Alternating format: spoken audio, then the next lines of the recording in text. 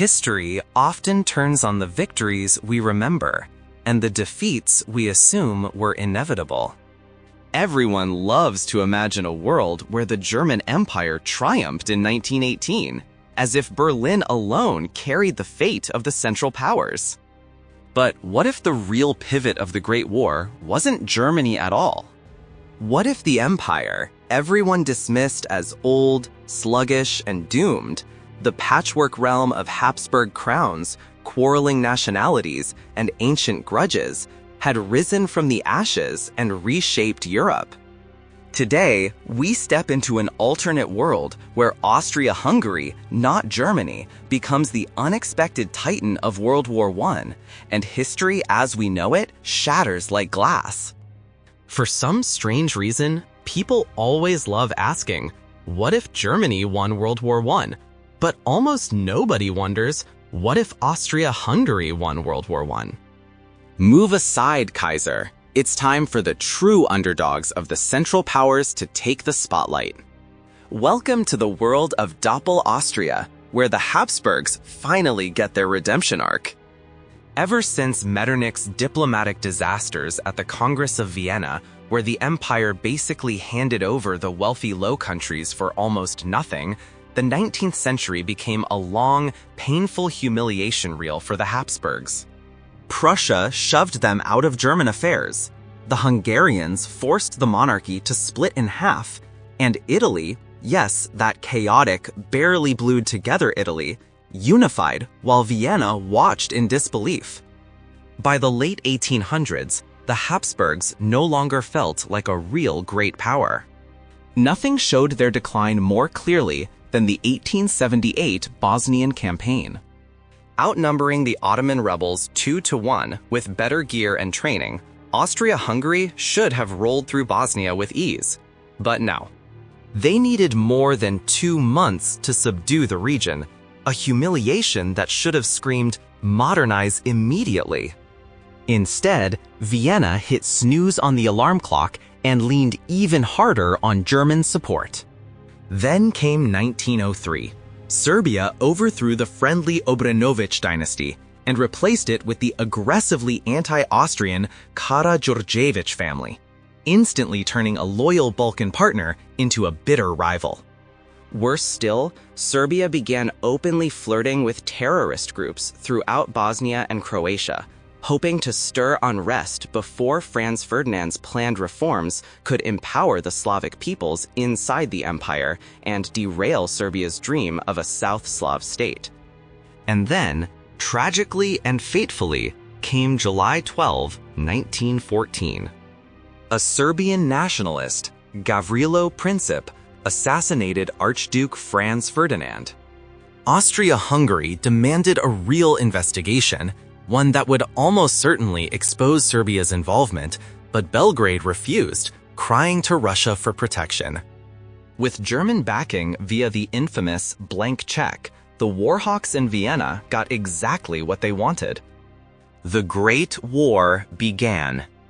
4 years and millions of casualties later, the Central Powers collapsed, and the ancient Habsburg dynasty fell with them. Italy strutted around as if anyone feared them. Spoiler, nobody did. One of the clearest signs of Austria-Hungary's outdated system was its ancient military welfare laws, untouched for ages. The idea was simple. The state demands your service, and in return, you get something. Maybe, probably not. If your husband died in battle, sorry ma'am. No pension. That sounded too close to socialism. Here in our alternate timeline, the empire finally wakes up and revamps everything. By 1900, they copy Germany's welfare system, expand conscription, and make military service actually appealing.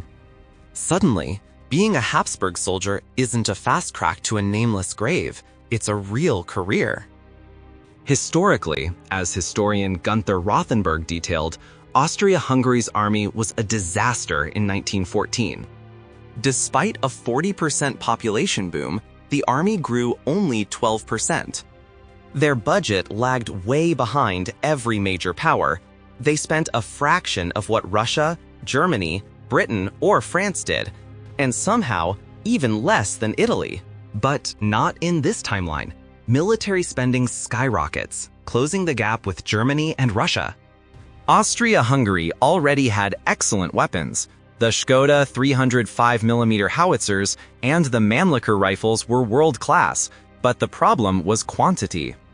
Their artillery batteries were underpowered, 42 guns per division, compared to Russia's 48 or Germany's 54. Here, they match Germany's 54 guns per division and even push ahead in heavy artillery development, turning the empire into a leader in modern firepower. Another chronic issue, the infamous three-army structure, finally gets fixed. The Austrian Landwehr, the Hungarian Honvéd, and the Common Army were basically three bickering siblings sharing one uniform. Historian Alan Sked called it the empire's Achilles heel. In this alternate world, the system is streamlined. After Bosnia is integrated, the three commands merge under a unified imperial ministry. The regional armies survive as National Guard forces, but the real muscle is the centralized imperial army, better trained, better equipped, and better led. Military reforms fuel an economic boom, starting with railroads. Historically, Austria and Hungary built strong networks, especially Hungary, which was thriving. But the problem was obvious. Their railways barely connected because each side refused to match the other's standards. Ego over logic. In this world, that nonsense is scrapped. A seamless imperial railway system forms, linking Budapest and Vienna like twin engines. Germany pours money into finishing the Berlin to Baghdad railway early, turning the route into a massive trade artery that funnels wealth into the Habsburg lands.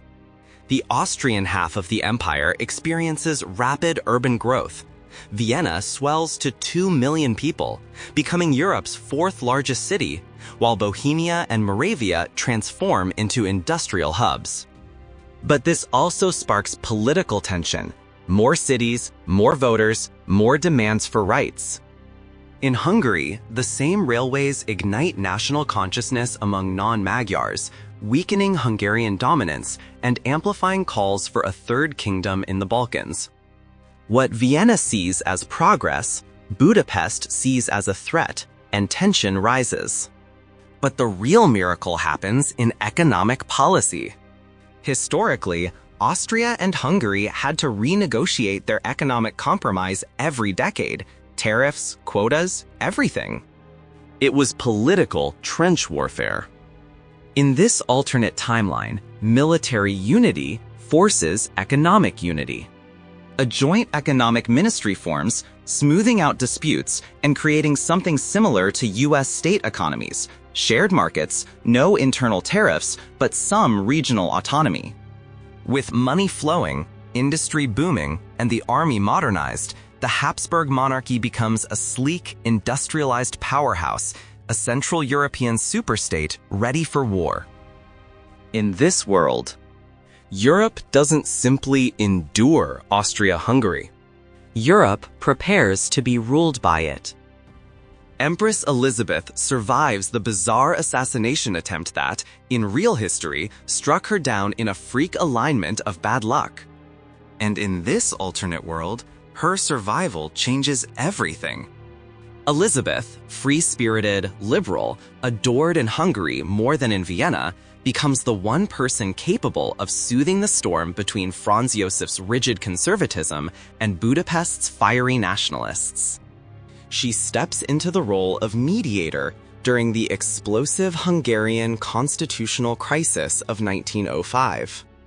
As Croatia's prosperity rises and its industries expand, Hungary grows anxious, fearing that Vienna is inching toward creating a third crown, something utterly unacceptable to the Magyar elite.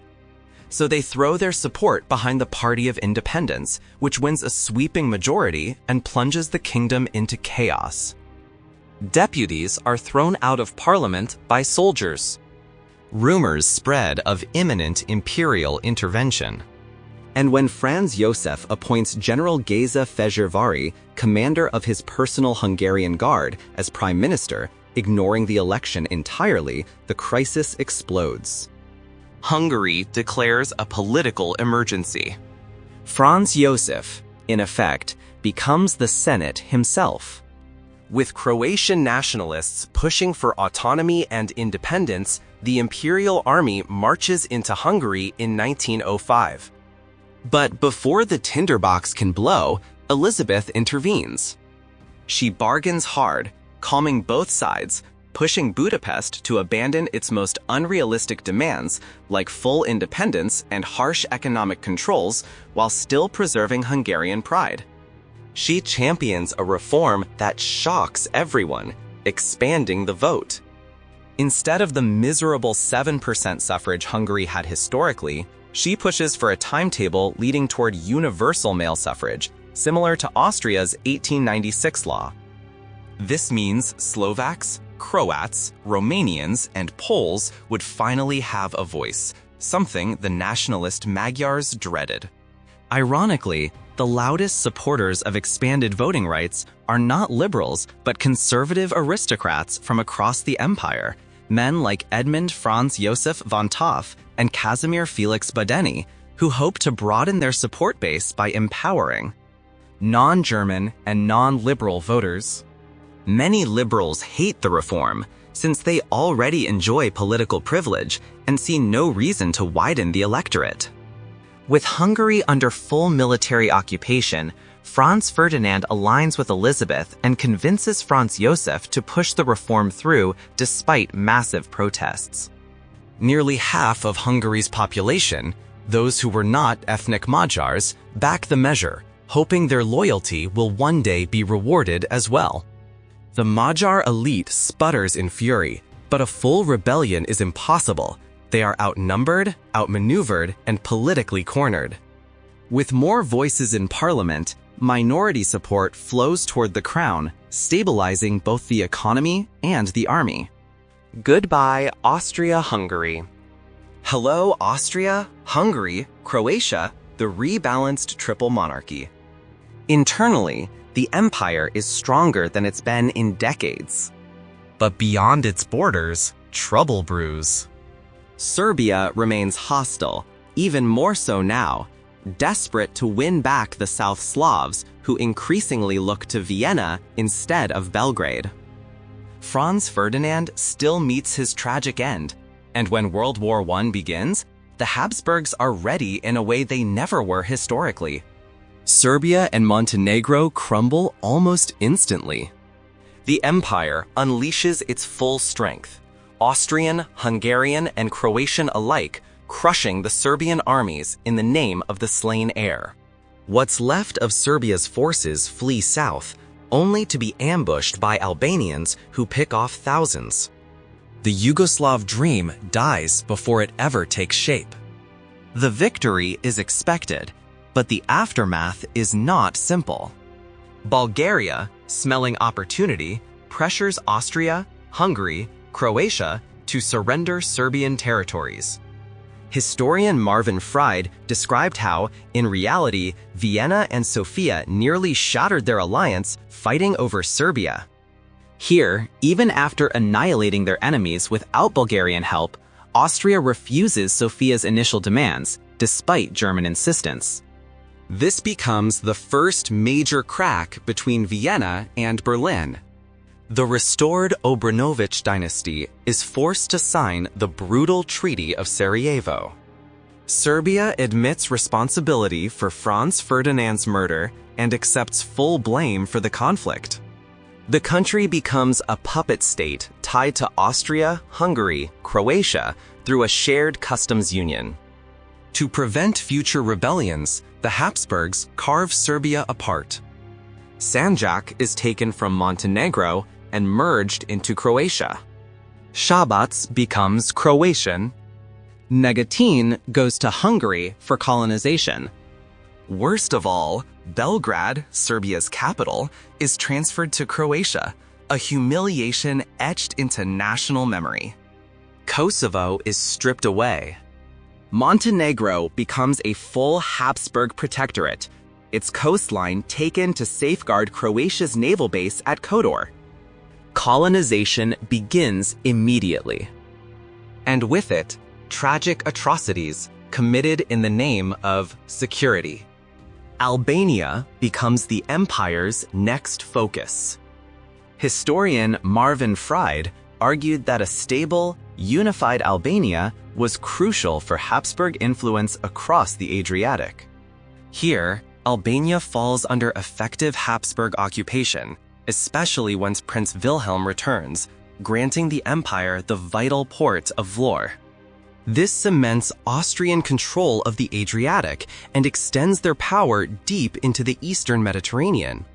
To placate Bulgaria, which Vienna fears might defect to the Entente, the eastern slices of northern Macedonia are divided between Bulgaria, Albania, and Greece, keeping all three states neutral. Bulgaria, emboldened, warns Romania and seizes the Dobruja. When Romania invades Transylvania, Hungary repels them, strengthening the empire's borders. The Balkan triumph, however, has little effect on the Western Front. Germany is still trapped in a swamp of mud and barbed wire. Paris looks vulnerable during the spring campaign, and news of Austria-Hungary's total victory boosts German morale. Many German soldiers had quietly wondered whether their ally was dead weight. Now they believe otherwise. Italy faces a crisis. Britain and France shower Rome with insane offers. South Tyrol, Istria, Dalmatia, Albania, Anatolian gains, Jerusalem, Tunisia, Corsica, anything to pull Italy into the war. Rumors spread that Austria will crush Russia, then turn west with Germany to smash France, and finally punish Italy for refusing to join them against Serbia. Italian newspapers fan the flames, join the intent now, or face Habsburg wrath alone. King Victor Emmanuel III takes the bait. Italy goes to war. Back east, Russia pushes into Galicia, gaining a brief foothold. But the modernized Habsburg railway system allows rapid troop deployment, faster than Russia can respond. Despite Austria's quick and brutal victory over Serbia, Britain and France still underestimate them, expecting Russia to roll through Galicia easily. They are mistaken. Russia still managed to claw out small gains in Galicia, just as Germany and Austria-Hungary made limited advances in Poland. But once word spread that Serbia had been wiped off the map, the Eastern Front shifted like a tide turning under a full moon. Morale shot upward, and far more importantly, hundreds of thousands of fresh Habsburg troops surged north, smashing the Russians back across Galicia. With this sudden reinforcement, Austria-Hungary seized Lviv from Russia, securing control over the two most important cities in Poland. Their armies then helped the Germans retake Kielce, which meant that the future of Poland, its borders, its rulers, its destiny, now rested almost entirely in Habsburg hands. But Berlin wasn't thrilled. Germany had dreams of putting a German prince on a resurrected Polish throne, and Vienna's growing influence threatened to derail those ambitions. Though the two allies never openly fought over Poland, Austria-Hungary made it crystal clear: none of Berlin's hand-picked candidates would sit on a Polish throne if Vienna had anything to say about it. Some leaders inside the Triple Monarchy proposed elevating Poland to a fourth crown land, an idea pushed hardest by the Hungarians, hoping that Polish representation could counterbalance Austria and Croatia. But Franz Joseph rejected the plan outright. And interestingly, many Poles from both Galicia and Russian Poland backed the Habsburg position. They knew from experience that life under Austria was infinitely better than life under the Romanovs' iron-fisted rule. Before long, a relatively obscure but fiery Polish nationalist rose to prominence, Józef Pilsudski. Working hand in hand with the Habsburgs, he organized the Polish military organization, sabotaging Russian communications and spreading chaos behind the front lines. When Italy finally joined the war, Austria paused its northern advance for a moment, cautious about what the Italians might bring to the Alps. The worry evaporated quickly. The Italian army proved to be, politely put, the most hopeless European force since the French in the Franco-Prussian War. Or, less politely, you want to see me do it again? Realizing Italy posed little threat, Vienna shifted most of its elite Alpine divisions eastward. After all, one Austrian soldier was usually equal to 3 Italians, on a bad day. With 2 well-oiled Central Power armies hammering them, Russia began reliving the nightmare of the Russo-Japanese War all over again. Russia had failed to reform meaningfully after its humiliation in 1905, and now it was paying the bill with interest. The Tsar's troops could not catch a break. The Habsburg and German advance strained their alliance, though. Poland's fate forced Berlin and Vienna to eye each other warily. And when the Central Powers finally took Vilnius, it wasn't Germany, but Austria-Hungary that captured it, sending shockwaves through Berlin. Was Vienna trying to resurrect some enormous Franken version of the old Polish-Lithuanian Commonwealth? Outwardly, the alliance still looked solid. But by the end of the year, Austria-Hungary accounted for 75% of the Central Powers' troops on the Eastern Front, pushing the Russians back piece by piece and freeing German divisions to focus on demolishing France. That came at Germany's expense, though. While Austria extended deep into Eastern Europe, Germany found itself confined mostly to the Baltic coast. Romania watched all this like a wolf smelling blood. They had secretly flirted with the intent back in 1914, demanding Transylvania, Bukovina, and Maramuresh, a wish list that historian Glenn Torrey describes in detail. But with Serbia crushed by the end of 1914, Bucharest panicked and stayed out, fearing they'd be annihilated before they could even unpack their rifles. Barna, the Romanian prime minister, ultimately chose neutrality instead of signing up for what looked like a suicide mission. Germany and Austria even weaponized their allies to pressure Romania. Bulgaria glared from the south, the Ottomans whispered threats from the east. The message was clear: stay put. By 1916, the elderly Emperor Franz Josef's health was fading. He wanted to see the results of his lifetime of reforms before death took him, so he pushed for peace with Russia and Italy, even as his generals begged him to keep marching. They argued they were on the brink of taking Crimea, with Kiev already in their hands, and the Germans holding Riga. A few more months, they said, and Russia would be finished. But, as often happened in Habsburg history, the politicians in Vienna won the argument. Austria-Hungary was not Germany. No militarized dictatorship, no generals running the state. Franz Josef wanted stability, not apocalypse. Nicholas II also wanted out. He hoped peace might save his throne, something Franz Josef felt was valuable. A stable Russia, he believed, would be a better partner than an unpredictable revolutionary collapse. When Germany learned of the talks, they panicked. To increase their leverage, they shipped weapons into Finland and helped ignite the Finnish Civil War, hoping to create another puppet before the negotiations closed. A ceasefire was agreed upon at the last moment, and within weeks, the Treaty of Warsaw was signed by Austria-Hungary, Croatia, Germany, the Ottoman Empire, and Russia. The Caucasus Front saw minor Russian gains because the Ottomans were busy dealing with massive Arab uprisings.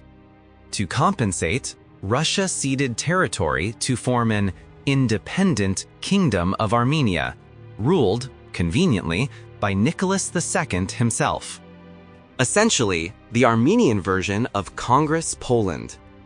Because Austria-Hungary had done the majority of fighting, they received the lion's share of spoils. Eastern Europe was divided between Habsburg puppets and German puppet states. Austria-Hungary-Croatia gained Poland, Ukraine, Moldavia. Germany gained borderlands suited for colonization, Lithuania, Courland and Livonia, Estonia, Zalia Leonia. To cement control, Habsburg archdukes were placed on new thrones. Ukraine got Archduke Wilhelm, a fiercely pro-Ukrainian figure raised in Galicia. Moldavia got Archduke Eugen, a brilliant general and last Grand Master of the Teutonic Order. Poland proved trickier. Franz Josef refused to give away the Polish crown, though his heir, Karl, wanted it badly. And Hungary supported Karl, seeing Poland as a potential ally against Austrian and Croatian influence. Franz Josef feared Poland's size and worried giving Galicia to the new Polish kingdom would antagonize Ukraine. The compromise, Poland becomes its own kingdom. The best candidate was Archduke Charles Stephen, born in Galicia, fluent in Polish, with daughters married into Polish nobility. He was also the father of Ukraine's new king, Wilhelm, though Charles Stephen himself was a Polish patriot, not a Ukrainian one. Both Germany and Austria-Hungary imposed customs unions and shared military control across their newly liberated Eastern European monarchies. Despite massive victories, some Habsburg commanders were furious. Field Marshal Eduard von Bohm-Ermali famously warned, "This is not peace. This is an armistice for 20 years." Finland, fresh from civil war, also disappointed Germany. Berlin expected it to join the German sphere, but Russia insisted on blocking German influence. Working with Sweden, Russia ensured that the Swedish-speaking population invited Prince Wilhelm of Sweden, son of King Gustav V, to become King of Finland, giving the new nation a Scandinavian monarch and guaranteeing neutrality. Germany was livid. With Russia gone, Italy panicked. How could they ever stand up to Austria-Hungary, which had just steamrolled the Balkans and Russia? Franz Josef quietly opened peace talks with Italy, but Britain got wind of it and bribed Italy to stay in the war, just as they bribed Russia in our timeline. Once Italy made it clear they were not ready to learn the lesson, Austria-Hungary prepared its answer. Total dismantlement,